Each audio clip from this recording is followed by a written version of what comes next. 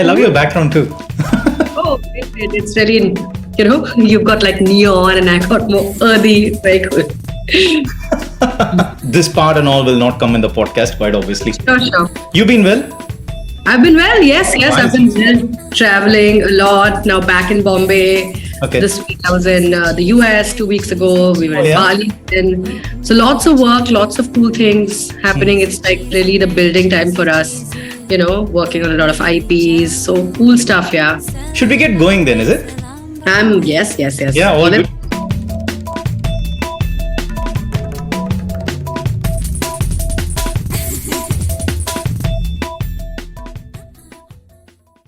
Nirmika, it's been so good to have you on this podcast, and it's the thing is, the best part is I've been keen to have you definitely on this journey for sure. But the thing is, I wanted to get you when the time was right.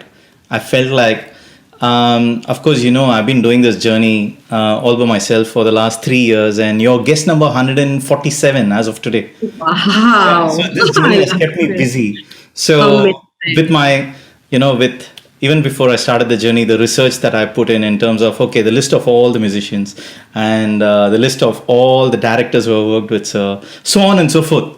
So one by one, getting to it, and then hence why there was a slight delay to get you on board as well. So I really apologize for that. But the best part is, you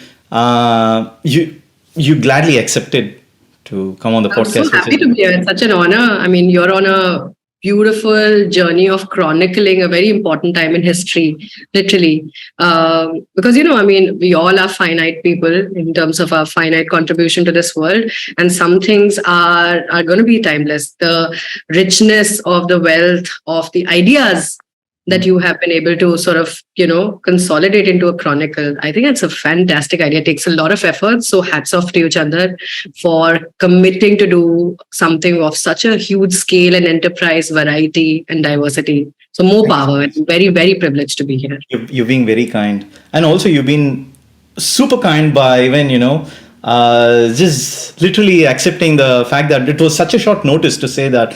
I said, Nirmika, do you think we could do this weekend? You're like, yep, okay, I'm in it. I'm like, oh wow, I've never had any guest accept so very quickly saying, okay, let's do it this weekend. So thank you so much. You've been extremely kind. Great. It's such a joy.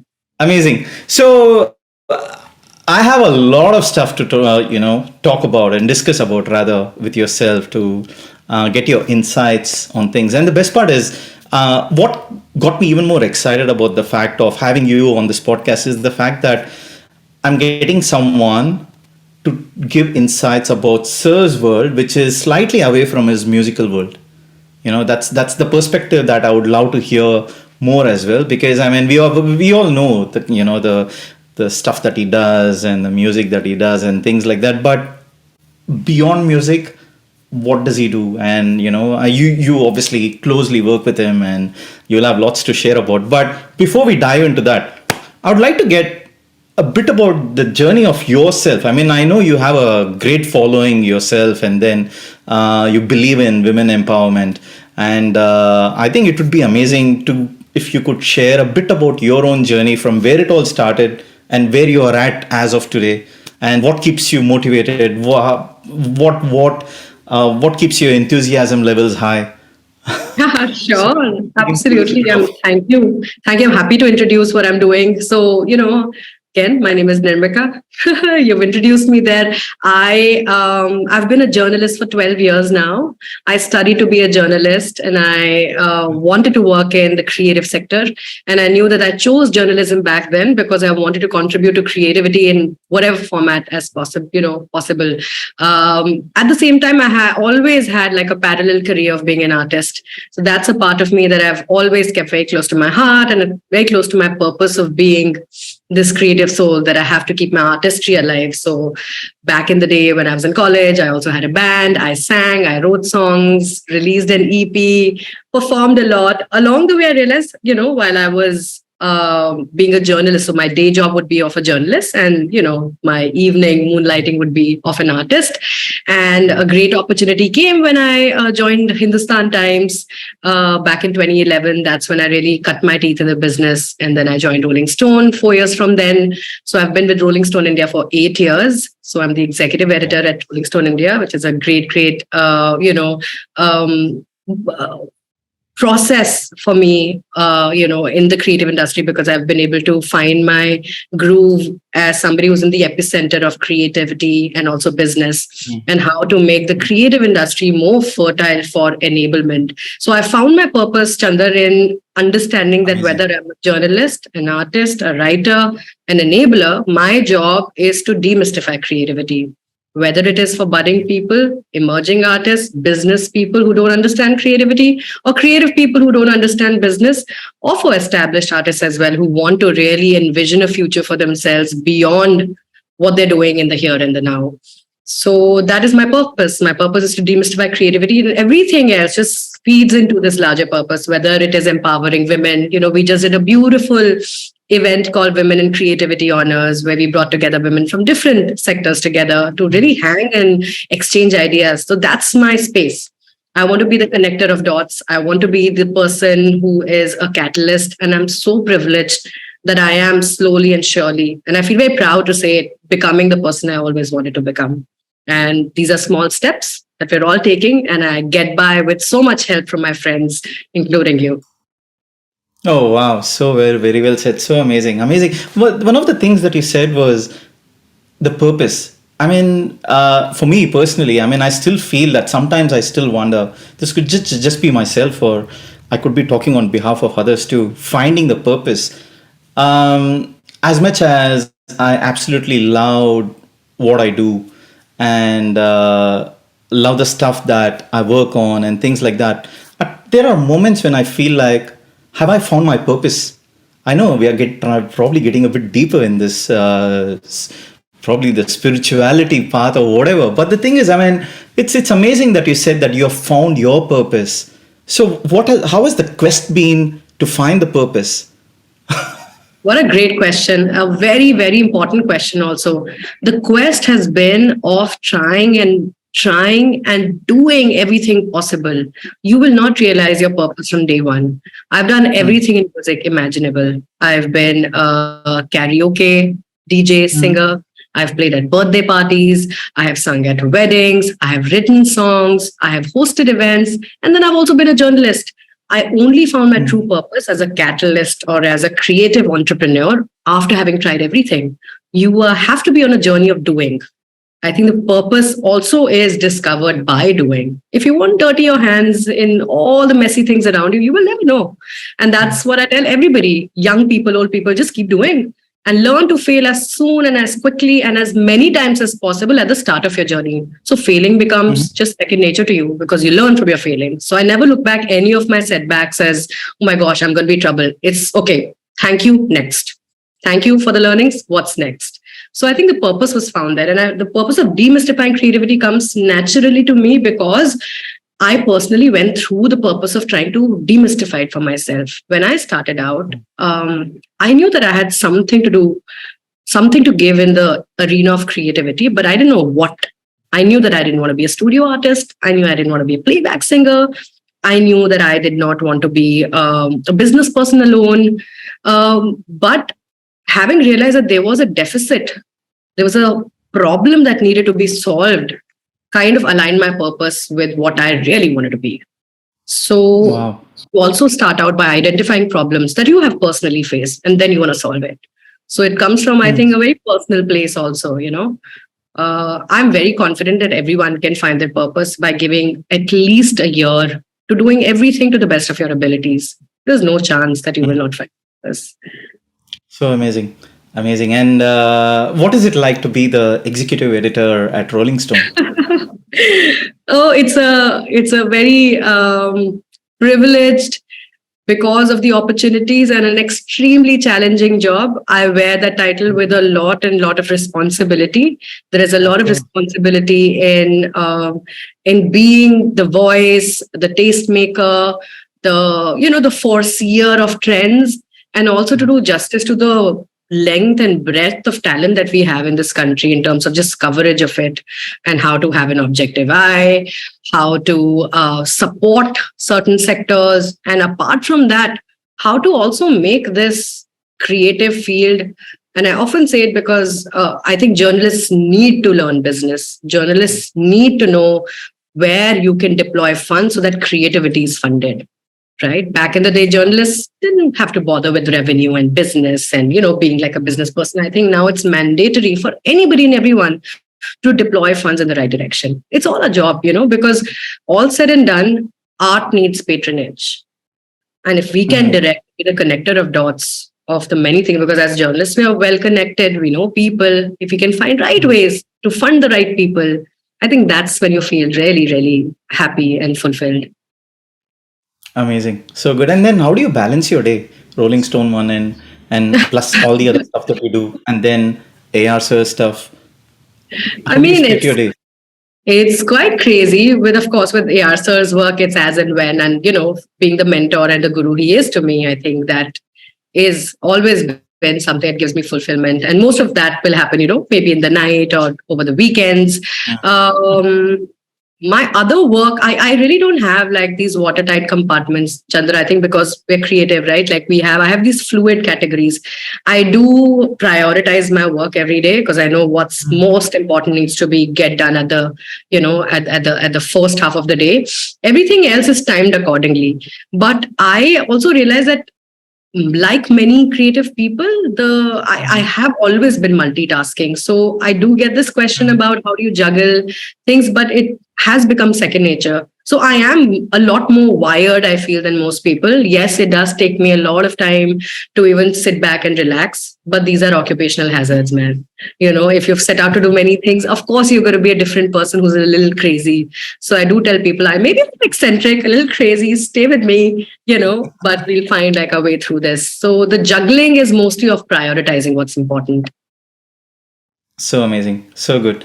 And now, being closely associated with Sir and working with him and stuff like that, one thing that I would like to believe in, and I think I can say it with confidence, that if one has to work with Sir and that person or that individual obviously has to be a fan. I'm not saying that there's no place for people who are not fans. I don't really mean that. What I'm trying to say here is it's not really a 9 to 5 job when you're working with him. And it's beyond that. It's completely beyond that. It's a world. It's an experience to be working under somebody like Sir. You're a huge legend. And so, firstly, before you started working with him, did you have any interview at all with him, or what sort of an interaction did you have? Interview, no, probably interaction is the right word. Interaction. Yeah, as a budding journalist at Hindustan Times, I had once spoken to him. That's around the time of Cuddle being released. So I think 2014, no, 2013 or 12. I'm forgetting the year exactly, but I remember I was in Delhi. I'm based in Mumbai, but I was in Delhi this time for work, and I had visited home, and I was at home, and the interview over the phone just happened quickly, like most things with Sir would happen, right? Like in the moment. And there was this rush of like enthusiasm, euphoria. And I told everyone to keep quiet because Mr. Rahman is, going to be on the call. So mommy, please keep quiet. Didi, please keep quiet. And I remember going into a room and everyone's quiet. And I spoke with him. And that really, really touched me. And I realized that I was literally, sometimes you feel the halo effect, like something has touched you, like the divine light has really touched you with wisdom. Whatever wisdom he was able to impart to me in those few questions, I really genuinely felt like personally touched by the inspiration that I felt like, palpable. It was so palpable. It was so in the air. And of course, like many other people, I had an audacious sort of dream of working with him eventually. And it did come true. I am so lucky that 4 years from then, in 2018, is when we met at a shoot, and I was introduced to him as a poet this time, and we reminisced about our previous interaction as a journalist, and Sir asked me to recite anything that I wanted to, and I remember reciting something for him, And I still feel like so, I don't know, so precious when I you recount this thing. Chandar, and he said, okay, this is great. Can you write a song in that Oh, moment? And I wrote a song for him. Like it was just, and then that's how Ganga was born. so So good. Oh it is my just like goodness. unreal. It's surreal that a person, and I think that's the bigness, the magnanimity of this figure to look at someone without any legacy. What legacy did I have? I was barely, I know. I was 30, 31. Um, no legacy Yeah. behind you. You don't have any body of work. What have you learned Yeah. by the time you're 30? Nothing. Your life hasn't happened to you, right? Life really hasn't happened to you. But whatever you have been able to crystallize into poetry, like what right do you even have at that age to call yourself a poet, right? One could even question. But there it was, I happened to recite something that I felt had value. He saw the value, whatever value there was, and said, okay, I'm going to give you this opportunity, make good with it.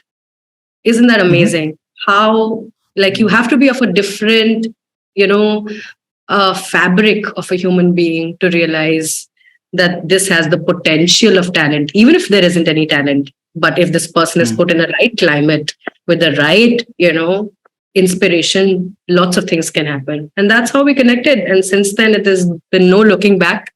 It's been 5, 6 years now. Oh wow, so good. And then after that, now then meeting him in the Mumbai office and things like that. What is it like now to be actually meeting your boss in the Oh, QP office and things like that? it is very cool. I mean, this interaction also happened in person in Right. 2018, and I the next day I was flying to the US, and Sir said, Mm. whenever you're back, let's just meet in Chennai. So I remember coming back from the US. I flew down to Chennai, did a few days of writing sessions. Oh Ganga yeah. was, and then we had another song, and then coincidentally, both Sir and me happened to be in LA at the same time. He had gone for the Grammys, and where I Yeah. joined him, and I was there to. I had gone for a visit to the Apple Studios, and he's like, "Okay, since we're all both in the same city, what a beautiful coincidence! Let's do some songwriting sessions." So then we wrote a few songs, and one of the songs also happened to be the Avengers anthem. So my Oh life wow. with this beautiful mentorship just unfolded so beautifully. I still feel that I owe it all to him for the opportunity. It's all about the opportunity. I also feel sometimes some of the most talented people will never get the opportunity, no matter how Right. big of a hustler you are or how well connected you are. Sometimes it just needs a right. So that happened, and now when I meet him, it's beautiful. Our relationship is very collaborative, and that's another thing I want to stress. He, with everybody in his team, Rahman sir does not have a power dynamic. You know that Mm. Yeah. everyone on the team is a creative equal to him. We have the utmost respect for him because he's our guru, he's our mentor. But the way he uplifts people and literally levels the playing field. That, as creative people, we're equal. And you can tell me, if you feel this needs a little tweak, let me know. And I'm like, okay. That's so great of you to, literally exalt me to that position. But he is an absolute amplifier. If there's one word that I can use for him, he amplifies talent. He, even the Right. youngest of youngest musician that he collaborates with, we just did the Nexa project together. So I've been involved in many projects, as you know. Yeah. Yeah. Even a Yeah. very raw musician from, say, a state where he's not had any musical upbringing at all. So it would be like, at least I get to learn so much from you. I'm just like, I can't believe that a person like that exists, Chandra. And that's him. And we're all touched by his grace, no? Of course, of course. And when you said Grammys, is it the same year when he had worn that red jacket and was it the That's the same? second. That's the That's second the Grammy. one. That's Oh, was also that right? Right, right. that was the second time we went. Where the first one was where he was wearing a very cool suit. The second one, the red Uh, jacket, very Avengers like, right? Yeah, that's 2020. It was very cool. oh, that was 2020, was it? Oh, Yeah, right. Okay. 2020. Yeah, amazing. Great. And then now, when you write for him, right? Like, what was the kind of briefing that he would give? Like, what's that collaborative approach like between? I mean, probably. I mean, in terms of is he going to ask you to pick on certain type of words that should fit a certain sound and things like that, alter your wordings? How does the collaborative process actually evolve when you write for him? I think with Sir, it's the most purest of collaborations where he literally would ask a writer who Sir would call a poet to think of a big poetic idea and then Yeah. crack the song. He's very certain about the fact that I'm not here to crack a song. I'm here to Mm. find the essence of a song. So sometimes we would have 8, 9 hour long discussions and just cracking the essence of the song. Like with Ganga, the essence was, hey, what is this? Can we crack this idea of India without having to say India or without having to say, I love my India, India is great, long live India, but have an idea of India and dreams and fluidity and diversity. And that's how Ganga was born. That Ganga is basically a lifeline that runs through the country and it carries the dreams of its people. That's how it was born. It was his idea. And then you sort of fuel it. So I think we are always with the AR Sir cracking a big idea that you can now channelize into a song. And it's beautiful because sometimes you just get so nourished by the exchange of ideas more than the songwriting process. It's wonderful. Mm. And when you have cracked it, what's the creative high like? Like, how does Sir react? And like, what is it? What's the party moment like? I know, not really party, but we're like, hey, we did it. The Eureka moment where he's like, I think you just know it. Yeah. Of course, Sir is also a constant innovator, whereas, where he will try to innovate as much as possible. But then he always believes in, and something that I've learned is we don't have to complicate things. We have to simplify things for them to be understood. And if you hear Sir's music, you know that it's so rich and complex in the most beautiful ways. It's complex, not complicated. It's nuanced, not difficult, right? So how do you find that beautiful balance between bringing the diversity of your own talents, but simplify it? The cracking, of course, is just like you just realize it. It's one of those things, it's an unspoken moment where you've looked, heard, if there is a video for which a song is being written, then you've seen it, then you just know it just fits right. And I know, of course, that call is Sir's call entirely, where he, where he knows that, this is it. And, I remember he's an experienced professional who has an instinctive understanding of what is pure and what is something that will connect. And the high is just a high of having written a song, having written something that was just an idea a couple of days ago. And now is like this big orchestral, magical thing, magnum opus almost, because every song of his is like a magnum opus, There's no distinction. He would not underserve any song. It's the same amount of, Rahman effect to every song. The high is very high. The high is just of like, for me, the high is of disbelief. Till now, I still see sometimes Sir's name and my name together. I'm like, I don't know who that person is, but this happened. But you have a big smile and you're just grateful. I think the high is also of gratitude for me. I'm sure the high for him also is of like, okay, here's an innovative thing that we've done. And there's so much to learn. Yeah. If you're a lifelong learner, all of this falls into your larger dream of like, you find your own time. Yeah. Love it. And then, as part of that process, I would take it, you'd have probably had opportunities to have breakfast with him at all, because it goes through the night and then probably early in the morning. Yes. It's breakfast is special. That's why I asked. Yeah. We've done the morning breakfast in the van when we went to the van. What is the name of the place? It's not Sarvana Bhavan. It's the other place. It serves like an early morning, 6:30 a.m. breakfast. Once we finished a session, I'm forgetting which year, I think 2019.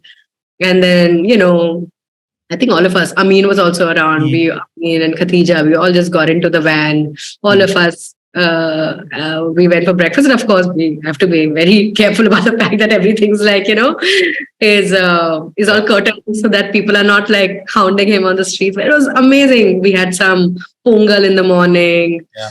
Puri bhaji and kesari. It was the best. It was the best. Yeah. Lots of breakfast like that. Yeah, of course. And have you picked up any Tamil words at all? with the journey that you had so far? A little bit, yeah. I Okay. do understand a little bit. Kunjum kunjum. Like I do Uh-huh. understand a little bit. So Nice. I am very fascinated by the language, and I had like a Tamil fever last year, 2 years ago, when I spent like an extended time in Chennai because of the 99 songs Yeah, collaboration. I know. Yeah, For about 3 months, exactly around this time, from say March to May, true. and it was beautiful. I was just like everything. I just went into this rabbit hole of listening to all of Sir's old songs, also, like uh, oh gosh, it's leaving my mind. Kannaka, Mayaraga, Oh, Kannuku all of Mayal. the songs. I was just like, I was going nuts, nuts, nuts. I was just listening to the beauty and also trying to understand the poetry behind it, rather Yeah. good poetry in Tamil. So I would ask, so does this mean that? He'd be like, no, no, but it also means this. So Mm. we would have a lot of exchanges. So this song, why this and not this? Like even Kannaka Mayaraga, the poetry of Mm. the song is Mm. just, I can't believe it. It's just, in fact, I have become an advocate for a lot of my friends who are not from, the culture. Like, hey, you have to listen to the song and it means this. As the kajal is great for your eyes, even I agree for us. As, lies are good for poetry, so is our love. And they'll be like, oh, wow, Nirmika, you're obsessed. But I am quite obsessed with the poetry of Tamil music. Nice. And do you actually still keep up with the Tamil releases too? Just out of curiosity? I do, because I do with a lot of Sir's work, Santosh Yeah. Sir's work also. Mm. Whatever is accessible, to Mm. be honest, Chandar, because Mm. this is an occupational hazard also for Yeah, me yeah. to listen to such crazy amounts of music, like Mamanan. Mama. Oh, you have heard the tracks from Yeah, I Mamanan. have, because so many of our friends are featured on it, right? So many of Oh, our singer friends are featured on it. So yeah, I mean, it's beautiful. It's beautiful to see, and just to see the collaborations, like yeah. on this soundtrack itself. You have so many people. You have Arivu, Sirisha, you have Pavitra, Yeah. who's debuting with Sir. Amin is sung, Sir's own song. Insane, insane. Yeah. Yeah, Yeah. it's amazing. So good. Okay, let's talk about some of the initiatives that you worked on. So, Arrived was your first one, or what? I apologize for my ignorance. What was your first initiative that you worked with, With sir? Sir, which is my first would be, I mean, we first started doing a biggish project when we did the Nexa music project. Right. That was the first one. A ride was actually already ongoing when I started working with Sir Understand. and Yeah. collaborating with Sir. So it was already ongoing. It was at the Arrive photo shoot is where we had met.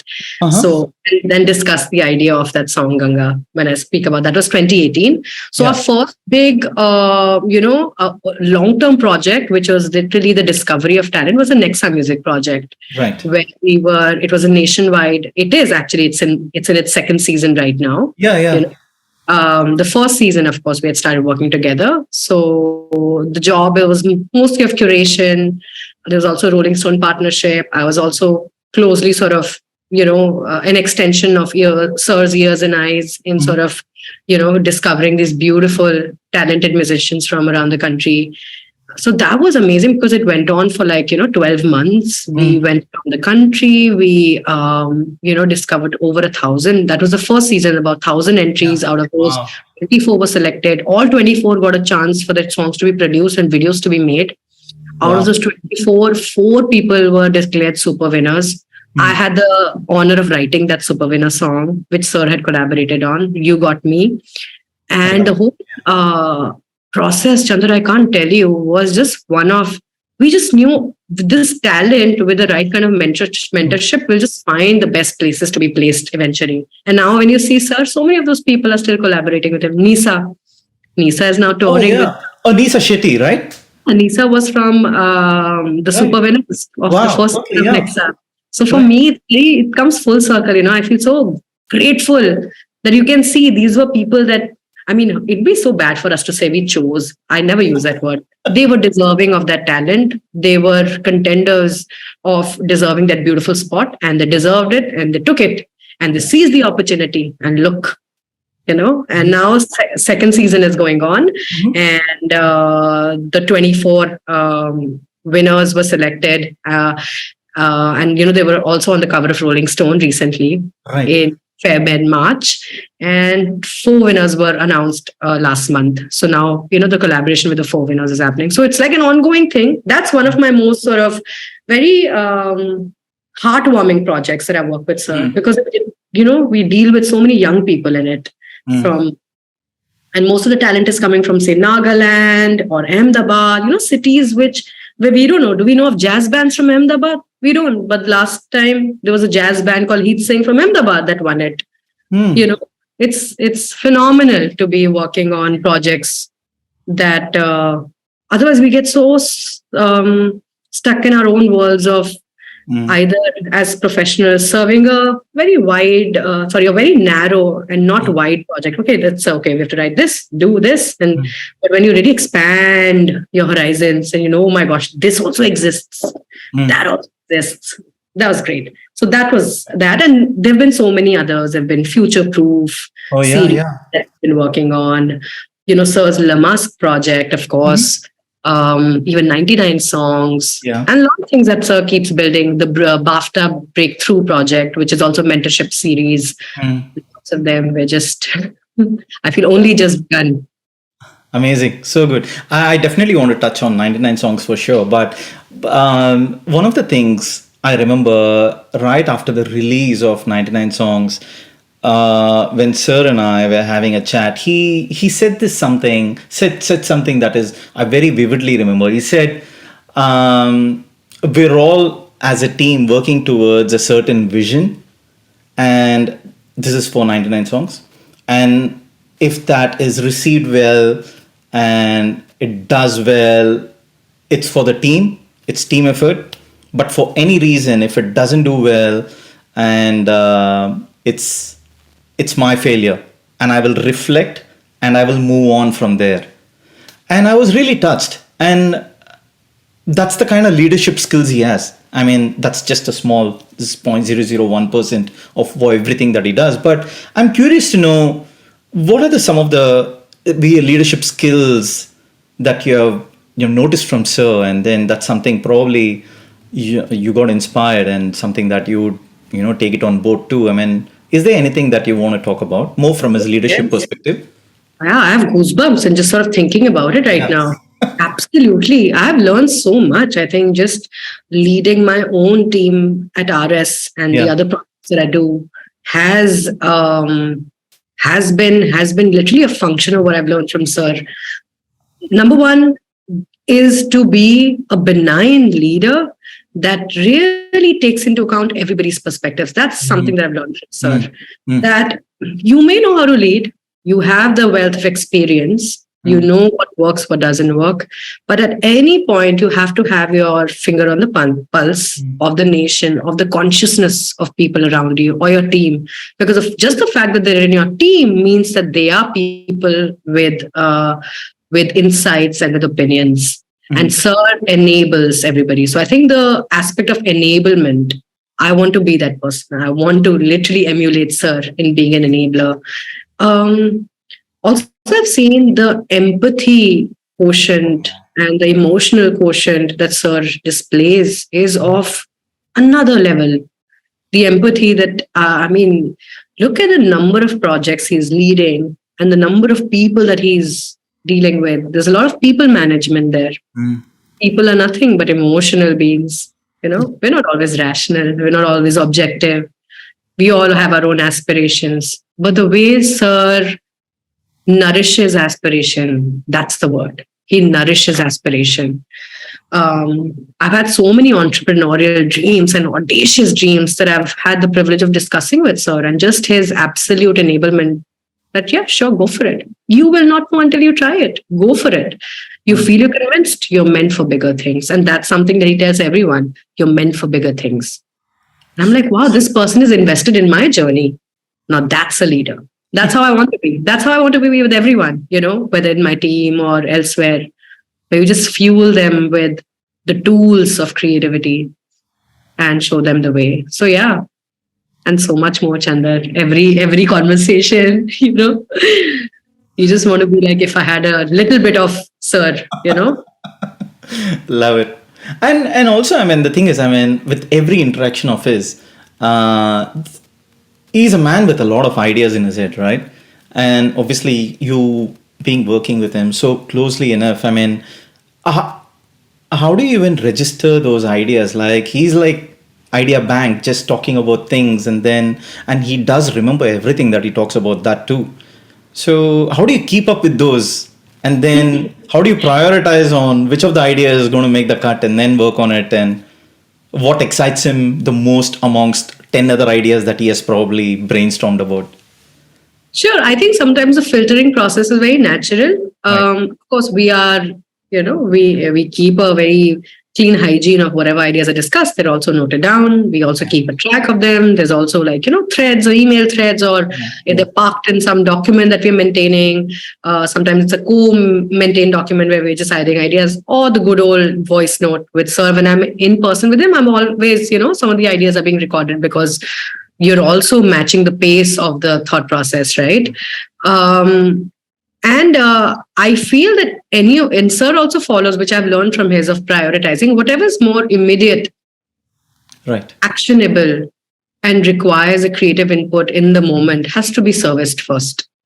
And I think Sir is, while he's being in the moment, he's also thinking of, hey, will this also have a long-term impact? So I think his own parameters are of impact, are of excellence, and are of value. If it passes through those hoops, and I think now everybody understands that, okay, if it does, then it will have a chance at being cracked.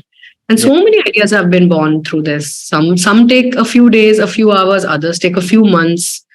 Some others are always in a state of incubation. But I think that's how the ideas machinery works. Also to find this instinctive, what do you say, utility for ideas. I think I have learned that. I've learned to chisel my skills when that when you're with Sir, you also learn from him. Oh, he's discussing this also because it has an instant utility. Yeah. So I have also learned to implement ideas, Right. And find a world for them, because sometimes ideas are great ideas. Can they be practicalized? So all of that learning, but the filtering process, I think, is very mutual. Sometimes there are ideas that he's very gung-ho about, and we are still learning. And like some of his projects, I'm sure, are beyond the imagination of regular folks, but he's believed in them. Yeah. Yeah. The magical realism in 99 songs, ahead of its time. Look at the complexity of the sounds in 99 songs. Indeed. You can't fathom it. Look at Le Musk. Which person? You have to be of a different fabric to want to think of installing another sense to a cinematic experience. Say, you know what? We're going to take it around the world. Yeah. So just learning to do the impossible. Yeah. And 6 years in the making, Le Musk. Yeah. Such lofty ideas. No, we also have to learn to say, okay, this is possible if we put a mind to it, and to be very perseverant with it. Indeed. And especially with Le Musk, want to mention here that this is the kind of project or the vision that is not really meant for an ROI perspective, right? It's just experimental, going with a vision and then seeing what happens. And it takes a lot of guts to do something like this with a lot of money in stake, right? Yeah, I think the return on investment here is creative fulfillment. And as artists, we have to be taking risks that give us the creative fulfillment that we seek. Yeah. That's all we're looking for. I don't think any creative person is working with a figure of a certain $1 billion that they have to earn. I'm telling you, money for any creative person is enablement. Money enables you to do lofty, audacious things. And that's exactly what the purpose of money should be. Some people find fulfillment in being on a yacht in a crazy island. Some people find fulfillment in doing audacious creative projects. Yeah. And the fuel is the same. But in the latter case, you also find you have to find the right tribe, you have to find the right components to have a creative fulfillment. And if you're able to do that, so it takes a lot to even put a team together. It takes a lot to have the team work on a common goal. Yeah. And that itself is, I think, the ROI. Like for me, when I think on his behalf, about, hey, we're doing this. What must this master of, multi-talent seek from this? Yet another, exploration. It's fulfillment. Yeah. It's fulfillment. Well said. Well said. Love it. And then traveling with Sir. I mean, I'm just curious to know, with all your travels that you've done with Sir, right? Uh, this is just me being curious, and I'm asking this. You can say no, you don't want to answer. That's fine. Do you get a choice to pick a seat close to him or something of that sort, or it's like out of your hands? You just get allocated a seat wherever. But I'm just curious. That's one thing, and I also, what are some of his preferences? Like one of the preferences I do know for the fact that he always would like an A1 seat, or the first in the sequence and things like that. And then when his travel is organized, is there some sort of a brief that's given to the airline people? One is about his food, and then what else? What else gets given to them? Just me being curious as a fan. Yeah, sure. So I haven't done like cross continental travel with him. Right, right. I've only like traveled with him a little bit when we were doing 99 Songs and some other projects. Uh-huh. And everything that was arranged, at least in the travel that I have done with him, was just convenience first. Everything was done with a convenience first policy. So the times that I was seated next to him was also because we were working on briefs. So, we went from an audio launch from Hyderabad to Bombay to Hyderabad to Chennai. So it only made sense that the person who was leading the campaign sat next to him, right? It wasn't a thing of preference. It wasn't, there been times when he's seated, I'm seated differently. And that's true for everybody. I think it's all a convenience thing. But Sir most times would like to take his, travel time as a relaxation time. So he would want to, contemplate on what's going next, especially in a fast moving situation. So for me, that those have been the only sort of engagement and involvements. Very convenience first. Right. And yeah, I mean he's more than just, he's a legend and icon. So things have to be arranged in a efficient, discreet manner when he's traveling. So yes, the airline people I think are informed in advance, and so will make a hasty entry and a hurried exit, before people start crowding around him, which is only fair. But he's very sweet. If people spot him even with a mask on, very sweet, he'll take their phone and he'll take a selfie so that they can brag about, he took a selfie with me. And Sir's, he's got an amazing sense of humor. Any of the instances where it comes to your mind that you would like to share? Things that can be shared. Let me underline that. There's something that has stayed with me. It's a hilarious thing with a lot of wisdom in it. And Sir was recounting, I think I might have been sharing some worry about, Sir, we're working with this team, my team. And, I seek his counsel. And sometimes I want this person to do this. And he says, Nirmika, sometimes you want to bring the horse to the well, but the horse runs away. The horse runs away. And of course, I know I laughed in that moment, but what he said, even the visual thing of someone pulling a horse to the well and the horse running away, it was so right. There are it doesn't have to do with people also. Sometimes it has to do with opportunities also. It will just not materialize. And it's okay. And it's okay. So that, in a very, very Rahman Sir humor way, he explained that. So I sometimes when something like this happens, I remember, hey, the horse is running away. It's okay. You did it. Yeah, of course. Cool. And just want to get your perspective on something. So in the era that we are all living in right now, it's like it's an attention deficit Instagram's reels era, with 1 minute duration, or maybe is it 1 minute and a half these days? I don't know, 90 seconds. 7 seconds. Whatever that is. And of course, there are pros and cons. Of course, it does help with the movie promotions and a song getting noticed and things like that. Yes, of course. And this is my theory. But from my perspective, though, Sir stuff is beyond all this, which I think everyone will agree. That's great. But what's your thoughts on the era that we are living in today? Because you obviously you've seen the era prior to this too, and I don't know how long this era is going to last. But what's your thoughts on this era, right? Short form, attention deficit, things that needs to have a hook to get your attention, and and also, I mean, I'm probably there's an extension to this. How are the independent artists going to keep up with something like this too?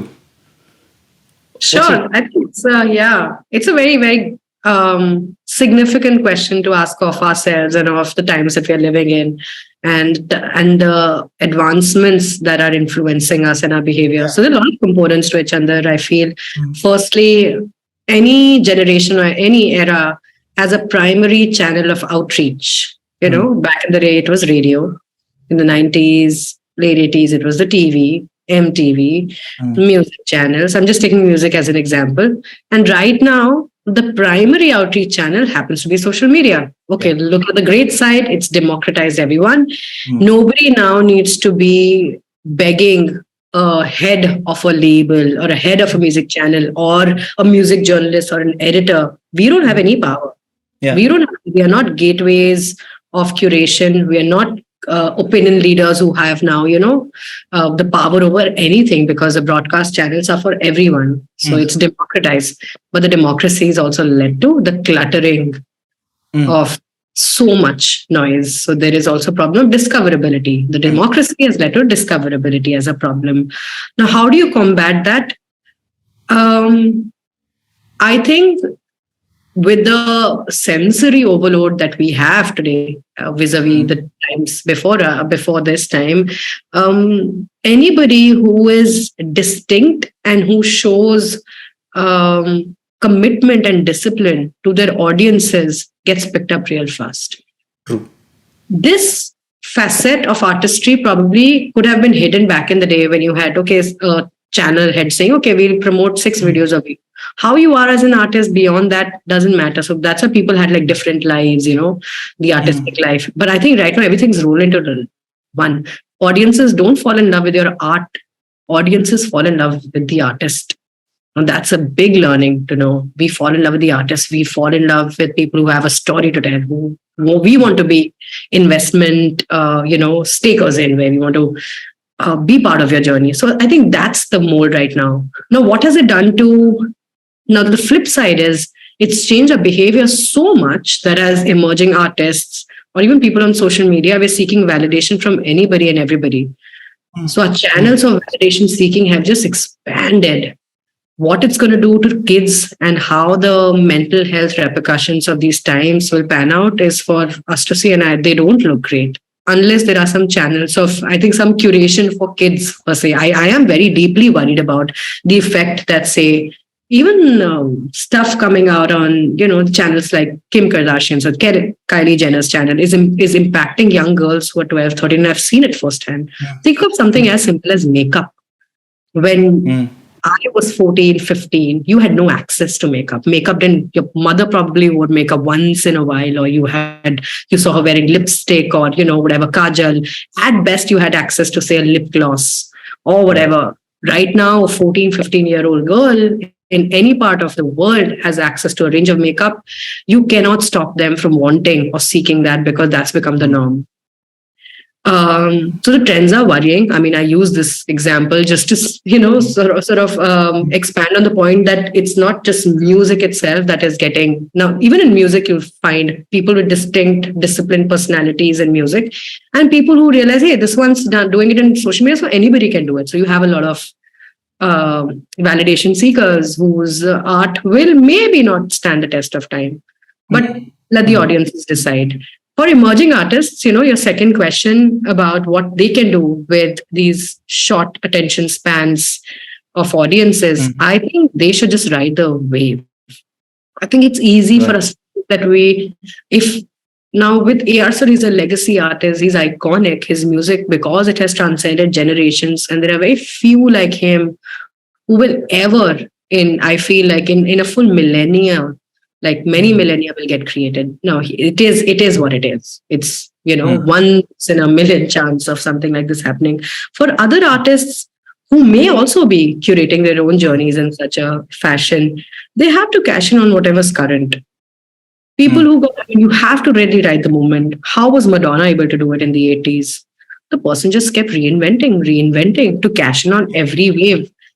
Now, I feel there is also a certain amount of entitlement from a lot of independent indie artists who feel entitled to an audience because they are independent.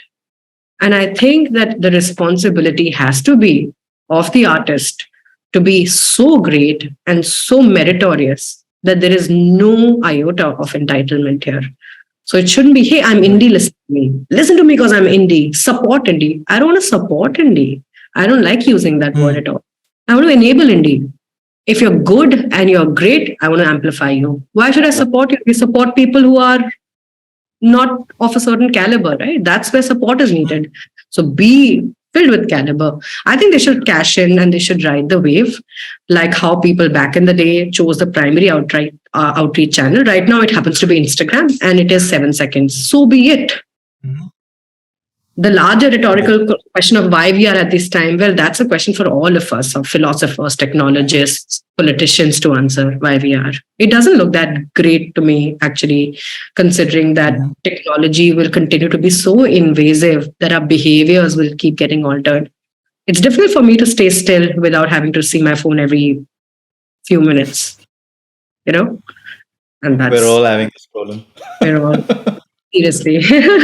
So big questions. But I think that we can, with some wisdom, save ourselves and secure our sanity. Yeah, yeah. Nice, nice. Love it, love it. Imagine you had a magic wand and you had the opportunity to create the perfect ideal world that you wanted. What would that be? Wow. Perfect ideal world. I think I would start with the basics. I feel that everyone's most primary basic needs have to be fulfilled. So that has to be housing, food, clothing. That, if I had a magic wand to just do that first, and some universal basic incomes, so that you're always, I think I would just do that. Everything else is secondary. All of our spikes, and because out of that, once you're secure with your basic, and you don't have to worry about your next meal, I know that excellence will come as a secondary factor after that. I would do that. Love it. And then what from a music culture perspective? From a music culture perspective, in my ideal world, in my ideal world, I am a believer of the free economy where the meritorious should get more enablement, where the masses become the ultimate deciders of what they want to hear. In my ideal world, all gateways will just fade into oblivion. Probably all record labels will fade into oblivion. Maybe we will all be on the blockchain. Maybe everything will be just decentralized. There'll be no centralized authority, and the collective decision and governance of the people will decide, hey, you've been great. Say, Chandra, you make this podcast. You're great. Here's a fund. Why don't you make more of this?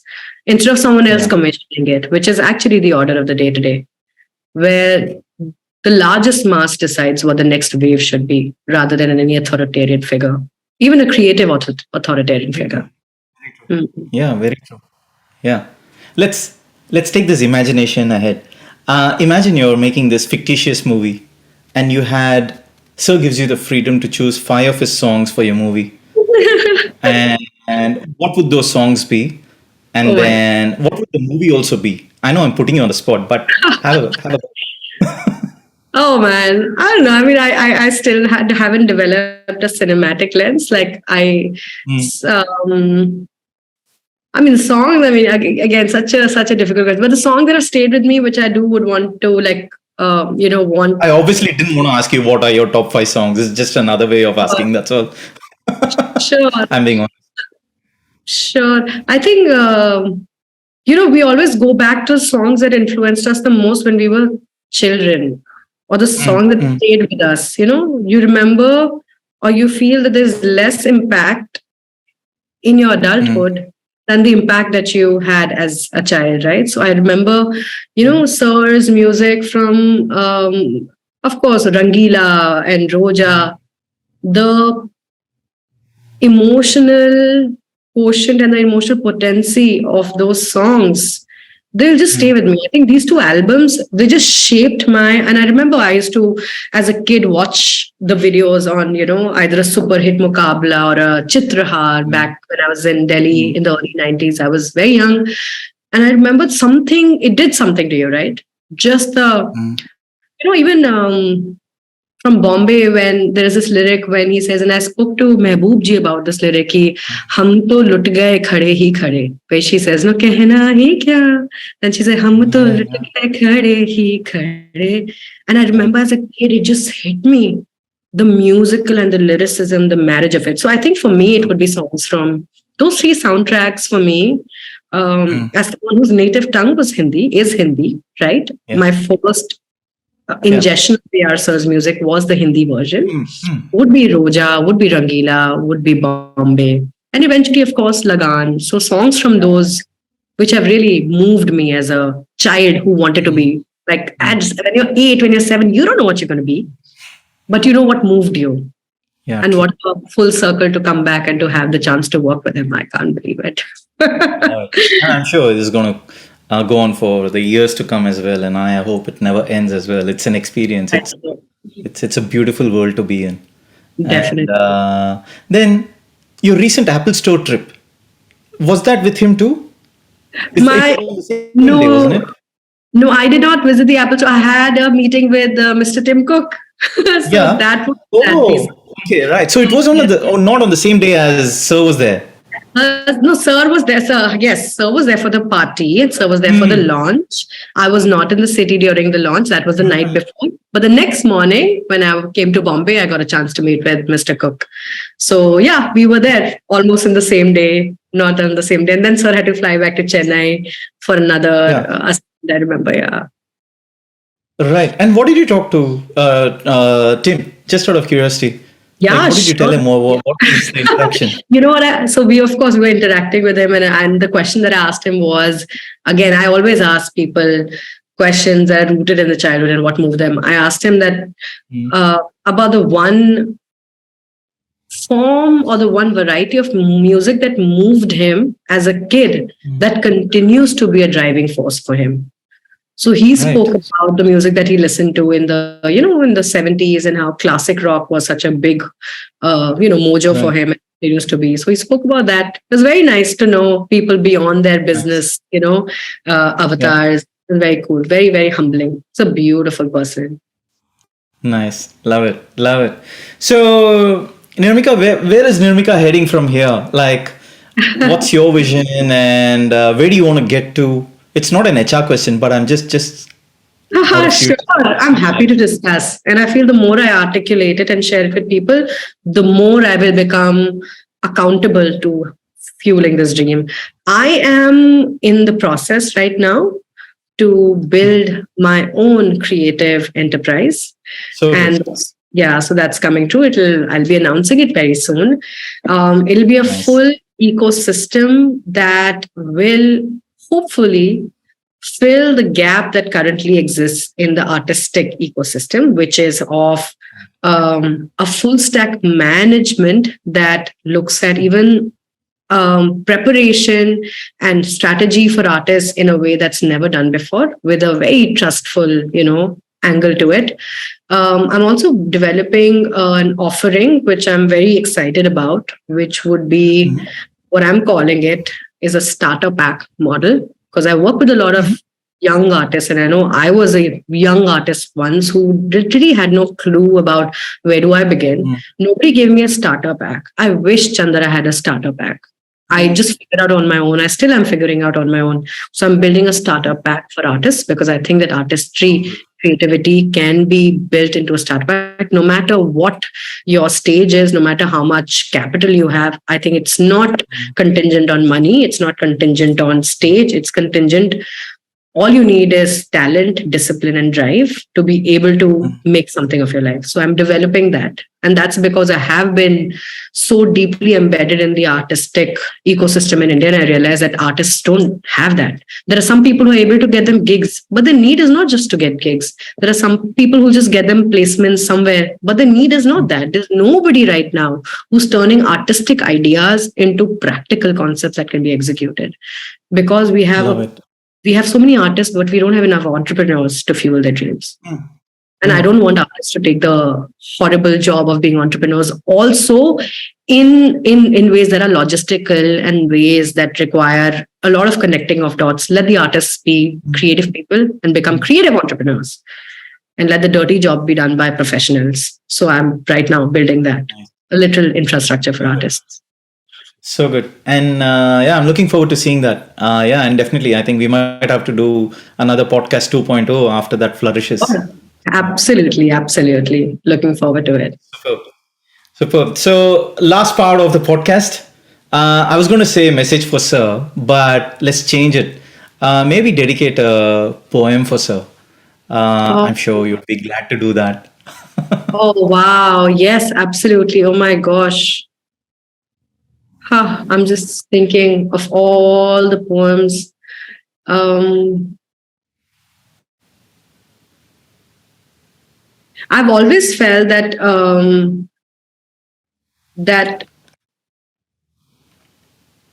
I'm trying to articulate it in the right way. Mhm. Um, that very few people are able to see talent where it's just in its innate form. Most people will see talent and then they'll put them in the right places. Some people see the potential of talent, which is Mhm. long term. I often, Sir often says that you have to live your life to be able to translate it into your verses or your poetry. So living the human experience is so important. And that's something that has stayed with me. He's also told me, you know what, you are an ideas person. You never have to worry about a timeline right now, that I have to do this right now, or time will run out. So these are the things. And I feel because of that, I felt a very different, very, when you know that you have someone's guiding light on you, and you know that, Mhm. hey, I have been told and I've been validated that I don't have to rush. So I feel that sort of devotion to him,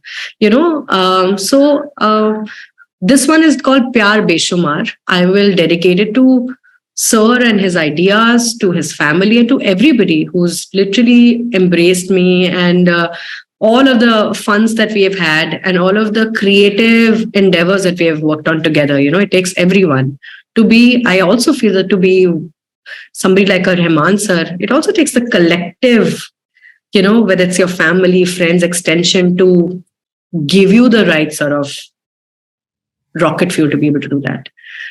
Sir expresses his love for that ecosystem a lot. And this is my expression of love. And the poem is कि हाय कैसे मैं बताऊं कुछ अजीब हो रहा है दिल पिघल के मेरा नया तैयार हो रहा है ना आएंगे दिन चमचमाते बार बार ना ग्रीष्म में मिलेंगे ये बादल मल्हार ना आएंगे दिन चमचमाते बार बार ना ग्रीष्म में मिलेंगे ये बादल मल्हार बिन मौसम आई बहार मैं हवाओं पर मैं सवार बिन मौसम आई बहार मैं हवाओं पर सवार आज बरस रहा है मुझ पर प्यार बेशुमार. So that's literally Super. a poem of gratitude that may the showers of blessings always continue, because that is what literally any creative person needs. They need the belief of not one person or two people. They need the belief of an entire community. It takes a village, doesn't it? Absolutely. This And is to the ARR village and to you and to everybody, Chandran. Just the fact that, to be on this platform to talk about our dreams, it's very important for people to share their dreams. 100%. Yeah.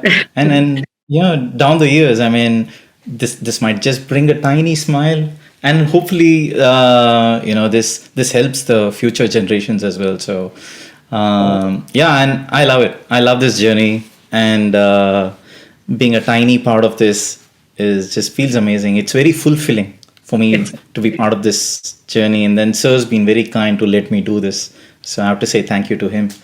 And so, lastly, I love your poetry. So, would you like to dedicate a tiny little poem for the ARR fans? The ARR fans are absolutely special, as you know. absolutely. And I think they deserve a little poem, and somebody like yourself. Absolutely.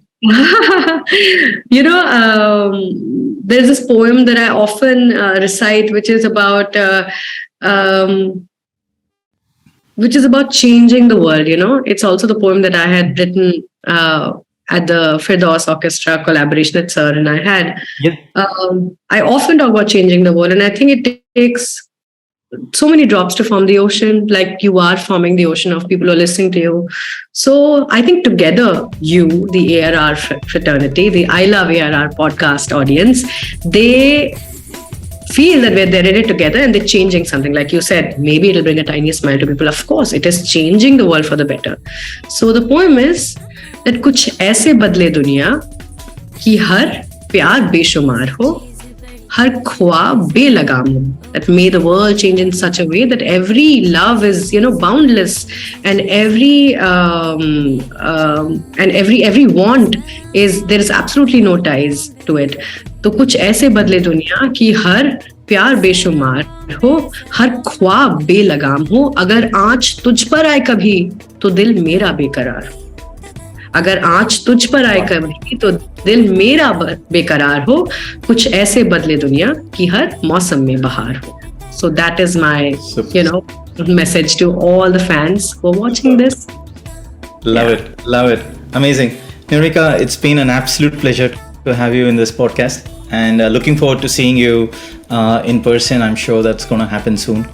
And it's a long time coming. I think it's high time we should meet in person. I know. It doesn't feel like we haven't met in person, right? But it's great, Chanda. Thank you so much. And thank you to everybody who will eventually watch this for just the love that keeps pouring in. We're all connected. We are all connected with the thread of creativity. And I hope may all of us work towards our goals and make our dreams come true.